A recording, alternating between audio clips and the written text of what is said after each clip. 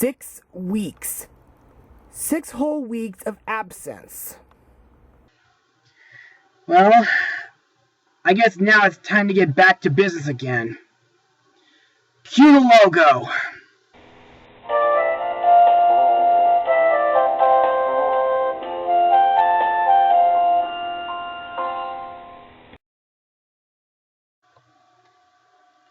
Hey folks, I'm Joshua Orro, the Mustang Prince, and welcome back to Mustang Prince Orro Reports. Yes, it's true.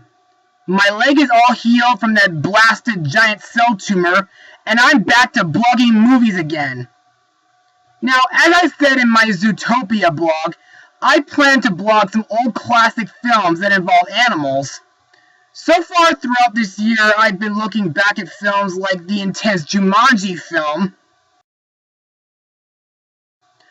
along with the underrated Ferngully the Last Rainforest,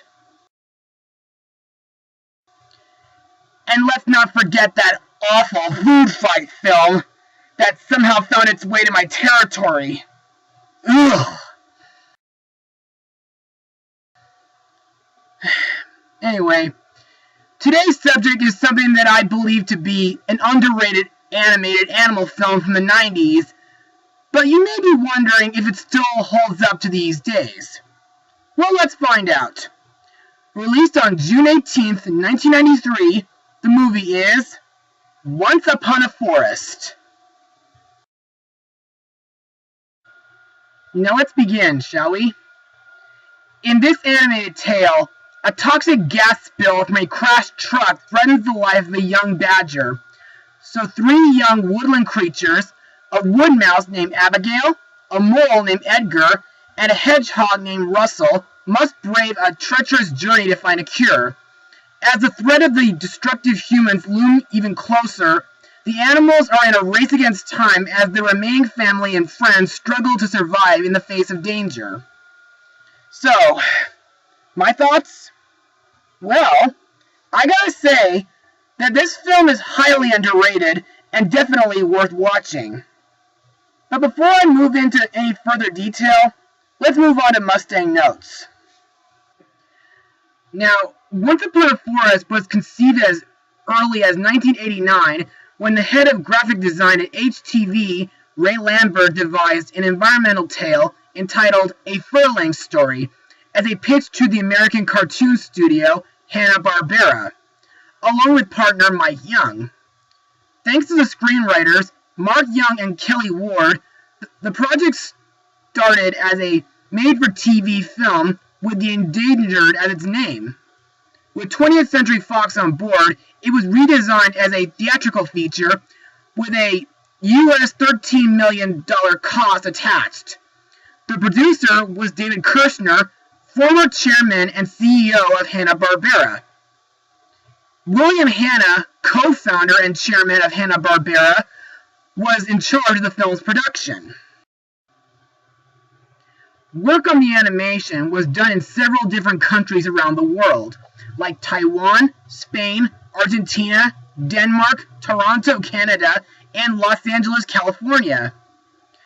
Mark Swanson Productions did computer animation for the Yellow Dragons, which are in reality bulldozers, and the flapper wingamathing. More on that later.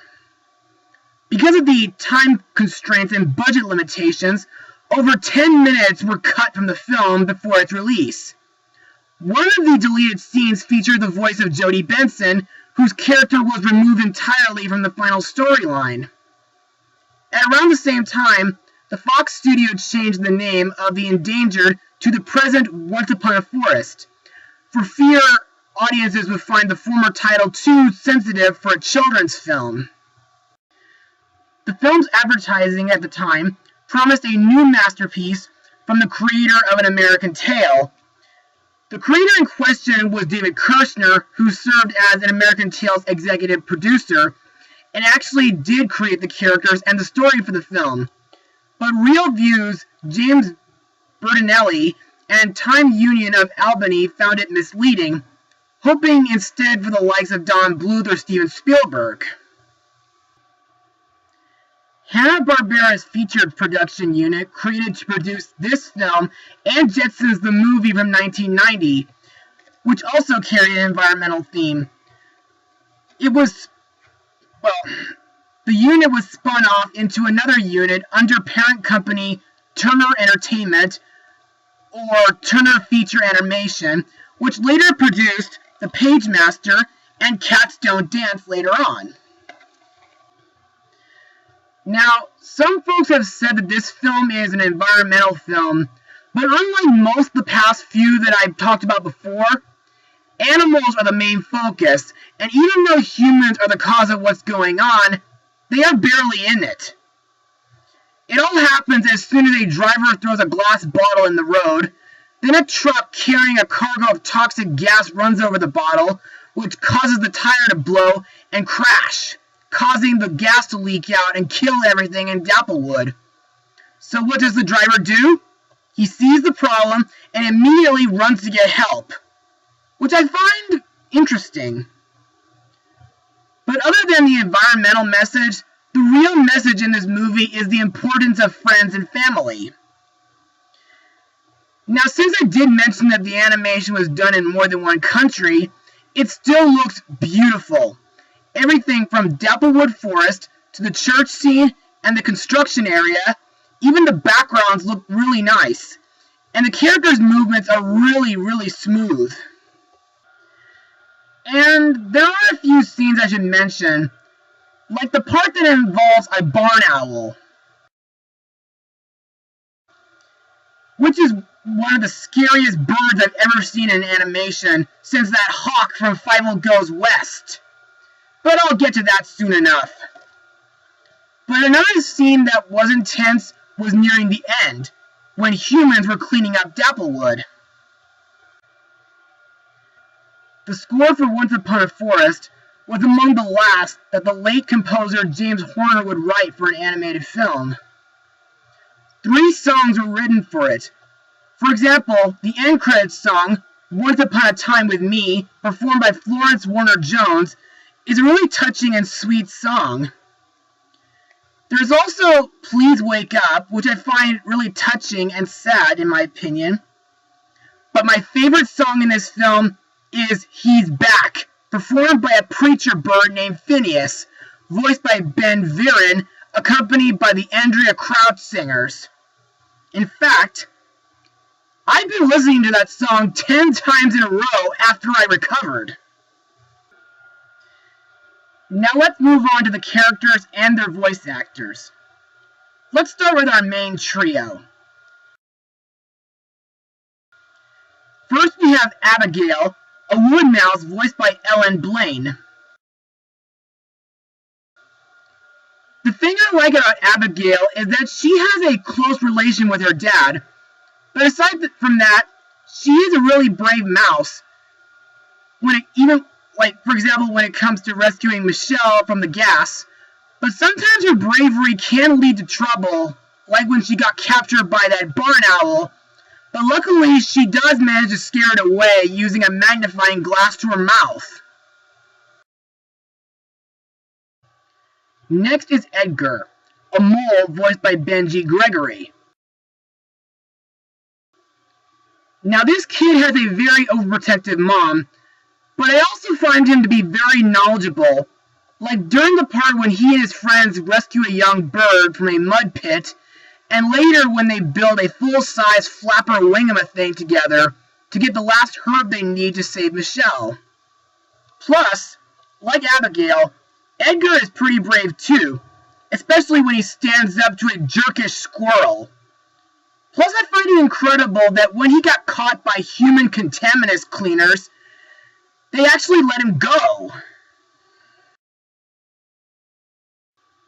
We also have Russell, a hedgehog voiced by Paige Gosney. Russell is who I find a lucky character, not just for that time when he nearly got run over by a car, but he's also got a large family with so many siblings, and even though he doesn't have too much character development, I still find him to be optimistic and a great pilot, too.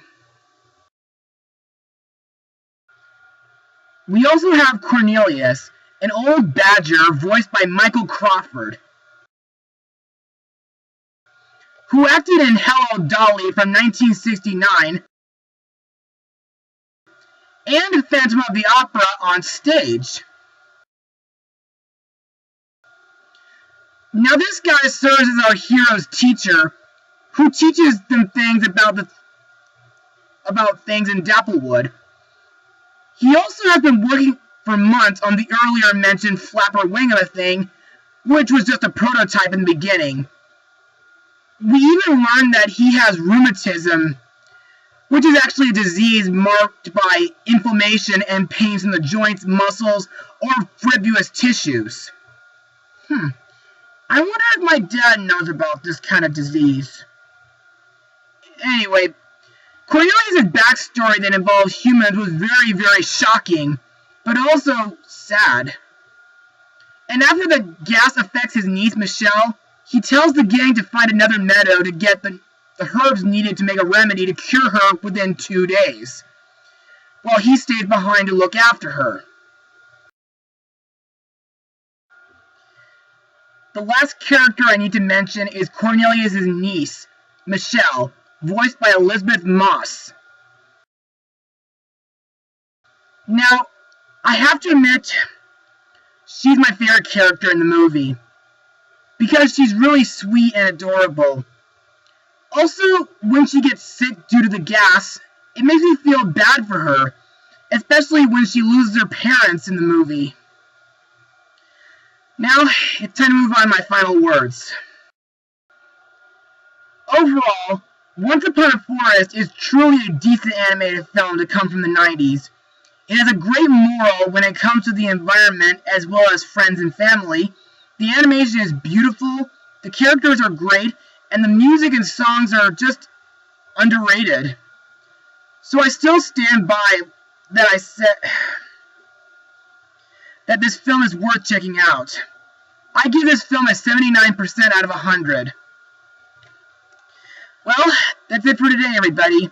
Be sure to join me next time, because next we'll be in for a special Dr. Seuss marathon.